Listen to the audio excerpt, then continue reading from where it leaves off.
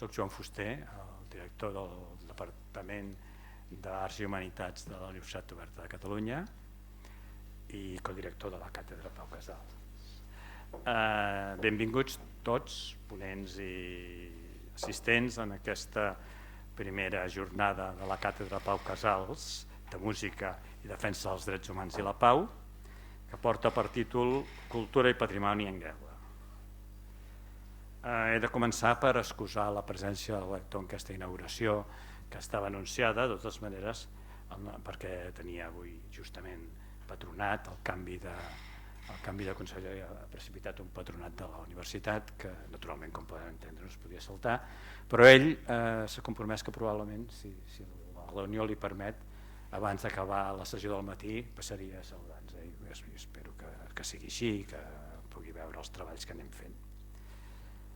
Aquesta jornada, que és la primera esperem d'una pràctica que puguem fer amb una periodicitat regular, du per títol Cultura i Patrimoni en Guerra, i en aquest sentit el mateix títol ja ens assenyala un cert sentit d'urgència pel context mundial en el que ens trobem, i si voleu pel context europeu.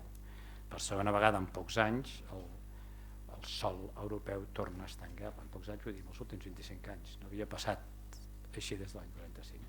I això és una situació que ens remet a una certa situació d'urgència. La càtedra, els objectius de la càtedra, com vostès saben, o si no també intento explicar-los, són promoure el llegat i els valors, el llegat musical, però també el llegat en valors de la figura de Pau Casals. Per fer-ho, els propòsits són els propis d'una càtedra acadèmica, és a dir, la recerca, la investigació a través de beques, l'encàrrec d'investigacions, jornades de recerca o de difusió i la difusió d'aquests valors i d'aquest llegat musical de tanta importància. Potser per comprendre el paper de Casals, que naturalment a ningú de vostès els hi haig d'explicar, és bo recordar les paraules que va pronunciar la presidenta de la Comissió Europea en la seva darrera visita a Barcelona al juliol d'aquest any. Va dir-nos Ursula von der Leyen, ens va recordar que la figura de Casals, un músic que estava en el zènit del seu èxit mundial, és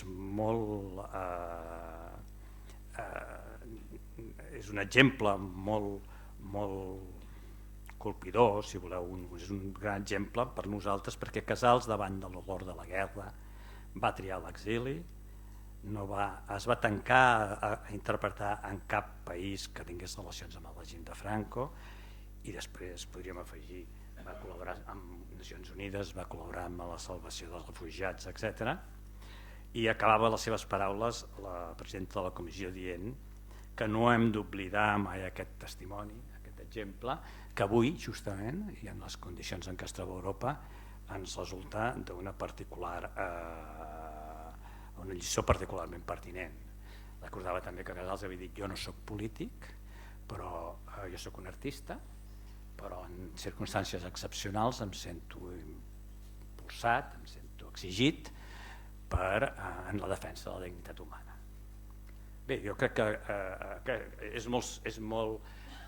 ja és molt significatiu perquè entenguem la dimensió global de la figura de Casals, que vingui a Barcelona la presidenta de la Comissió Europea i justament l'exemple que ens doni sobre quines actituds, quins valors avui representa Europa, sigui parlant-nos de l'actitud insubornable de Casals davant de la guerra, de la vulneració dels drets humans i de l'horror, diguem-ne. Parlàvem, dic, d'una certa sensació, d'un cert sentit d'urgència amb la situació que viu Europa, assolada novament per la guerra.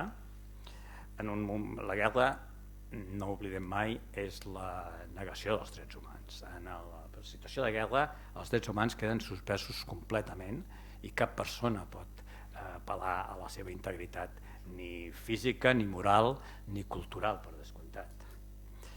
En aquest sentit, la defensa de la pau de Casals i del multilateralisme i el seu compromís amb Nacions Unides s'ha d'entendre com una defensa dels drets humans, com a darrera ràtio, com una defensa del dret de totes les persones a la dignitat, diguem-ho d'alguna manera, a fonamentar una vida moral en l'article 1 de la Declaració del 48, que és, diguem-ne, el missatge moral universal més potent que es pot llançar, no? I potser més consensual. En aquest context es podria dir, i amb això no els entretindré gaire més, que fixar l'atenció justament quan veiem cada dia la mort, la transmesa en directe per televisió, la destrucció dels béns materials, el robatori de nens, etc. En la destrucció del patrimoni podria semblar banal o menor, no? He de dir que crec que no, i ara intentaré explicar per què. L'assassinat de Yuri Karpatenko, director de la Filharmònica de Gerson, ara fa uns pocs dies, justament per negar-se a tocar per l'exèrcit ocupant, és una mica una mostra d'exactament què representa la cultura en aquest tipus de conflictes d'agressió. La cultura, destruir la cultura, apoderar-se de la cultura, manipular la cultura són mecanismes que tenen els poders agressors per destruir l'altre.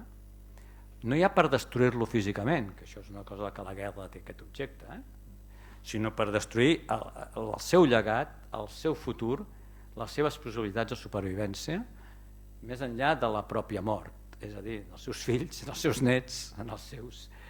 És aquest el sentit que té la destrucció de patrimoni que estem veient i desgraciadament hem vist en les últimes guerres, no tant a la de Jugoslàvia com la de Síria, com la destrucció que s'està produint en aquest moment al Iemen i efectivament la guerra d'Ucrània. Per tant, des d'aquest punt de vista, veure que la integritat de la cultura, mobilitzar la nostra societat civil entorn a recordar que la integritat de la cultura és un bé que ha de ser preservat i que convé preservar-se, no per sobre de cap altre, però sí també, és un crit a la defensa de la dignitat humana, a la resistència contra el supremacisme, a la resistència contra els nacionalismes agressius i en definitiva a la defensa de la tolerància i el respecte que estan en el fonament dels drets humans, que són la fonamentació dels drets humans.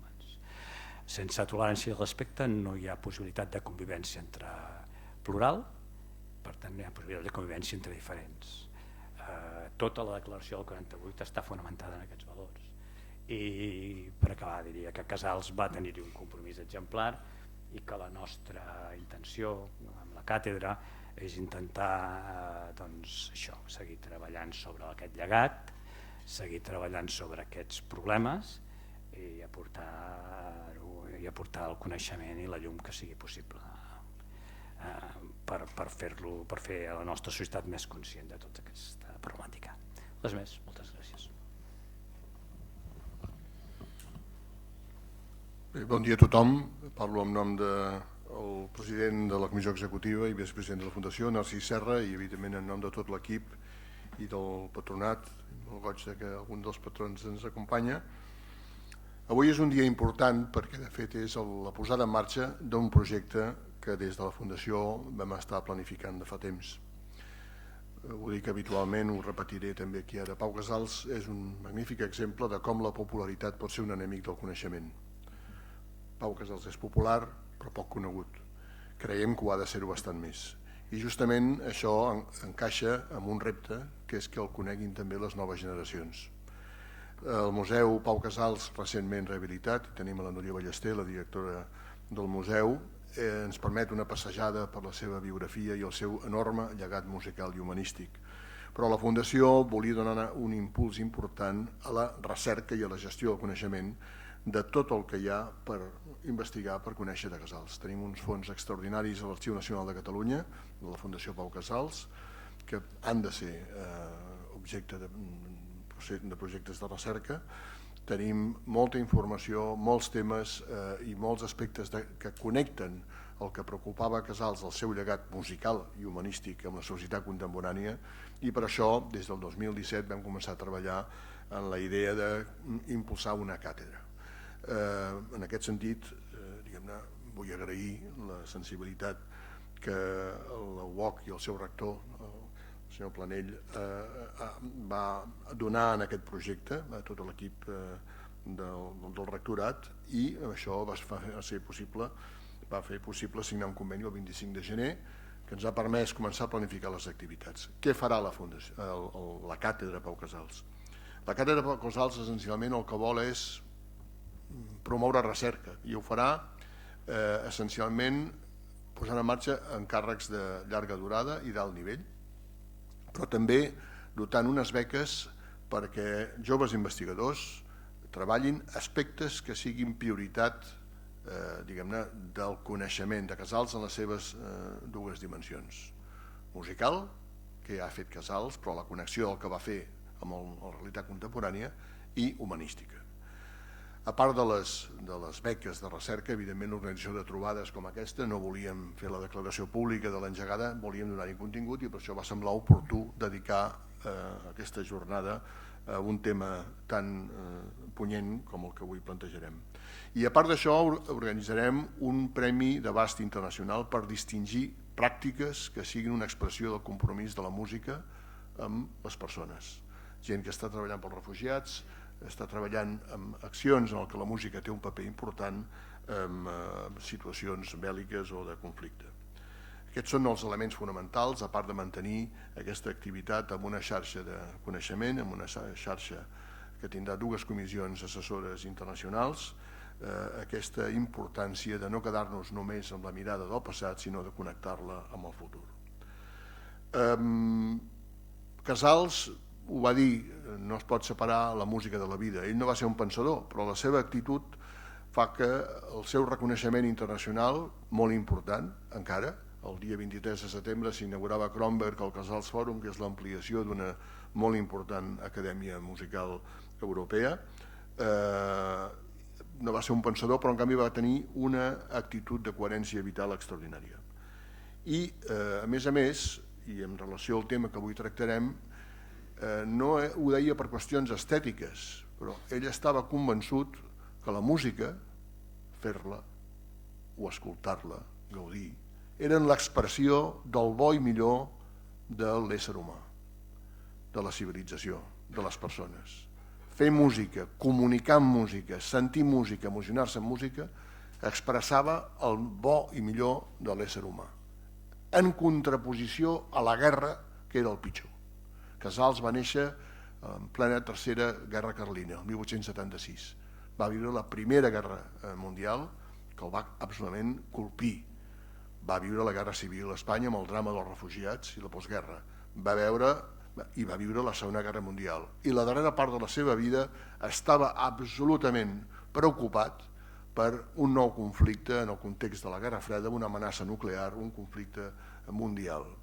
Per tant, el tema d'avui no era casual. Fa 50 anys que Pau Casals i Marta Casals van crear la Fundació. El millor homenatge és haver fet la rehabilitació del museu i crec posar en marxa aquesta càtedra que amb la jornada d'avui inicia el seu recorregut. Breument, això ha estat un esforç importantíssim. Jo vull agrair a tot l'equip de la Fundació i especialment a la Marina Galve, perquè el ponent principal d'avui, ahir a la tarda, a les 5, ens va comunicar que tenia Covid. Està a Barcelona, però per prudència, evidentment, no va venir. Hem enregistrat la seva comunicació i per això en aquesta part hi haurà traducció de l'anglès al castellà i per tant el programa s'ha modificat. Tot seguit l'Alfons Martinell presentarà el Jesús Prieto, que ha tingut una amabilitat extraordinària i evidentment té moltes coses a dir i pronunciarà la conferència inaugural. Jo només volia acabar presentant i agraint molt sincerament, en nom de l'equip de la Fundació, en nom del patronat de la Fundació Pau Casals, el doctor Joan Sobrepera, titular, Joan Fuster Sobrepera, director amb Alfons Martinell, codirectors de la càtedra, que van acceptar aquest repte. amb molt d'entusiasme. És doctor en Història per la Universitat de Pompeu Fabra i llicenciat en Filosofia per la Universitat de Barcelona. Actualment és professor agregat de la UOC, on dirigeix els estudis d'Art i Humanitats.